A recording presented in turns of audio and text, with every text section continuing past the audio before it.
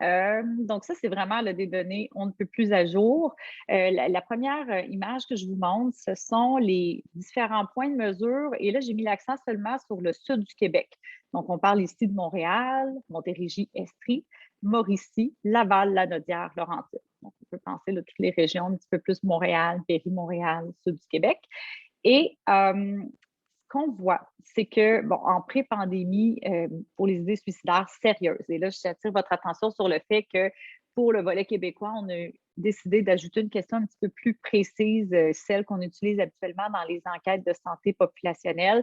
Donc, la question, c'était, avez-vous, au cours de votre vie, déjà songé à vous suicider de manière sérieuse? Et si les gens disaient oui, on leur demandait est-ce que c'était au cours des 12 derniers mois. Donc, l'idée suicidaire sérieuse ici, c'est le fait d'avoir songé à se suicider sérieusement au cours des 12 derniers mois. Et ça, on sait que avant la pandémie, là, dans les grands sondages de l'enquête québécoise sur la santé des populations, par exemple, c'était 2,8 si ma mémoire est bonne, donc environ 3 de la population adulte qui répondait à l'affirmative à cette question-là.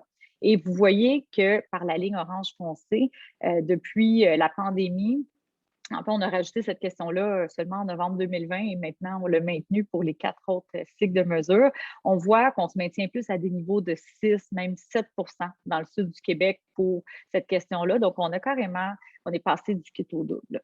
On voit un peu les mêmes tendances pour ce qui est des symptômes d'anxiété généralisée ou les symptômes de dépression probables ou encore le mix des deux, donc la présence de soit des symptômes d'anxiété ou de dépression, parce qu'on sait que les deux se chevauchent beaucoup.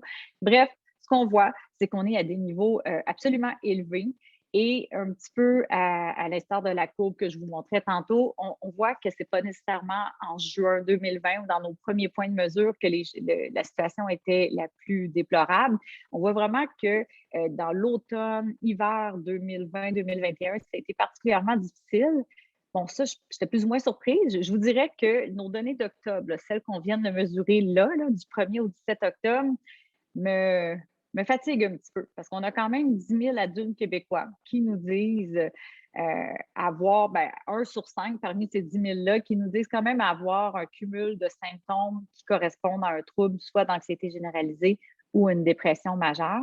22 c'est quand même énorme. Et on a quand même 7 de la population adulte qui nous dit toujours avoir des idées suicidaires sérieuses.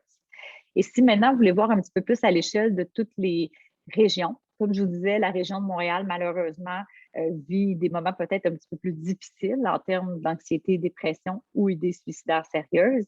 Montérégie, là, on voit une petite, le plus veut dire que c'est statistiquement plus élevé que le reste du Québec, mais c'est un phénomène nouveau à suivre de près parce qu'on n'avait pas cette tendance-là dans les enquêtes précédentes, là, comme celle de juin ou de février. Donc, je demeurerais prudente dans l'interprétation.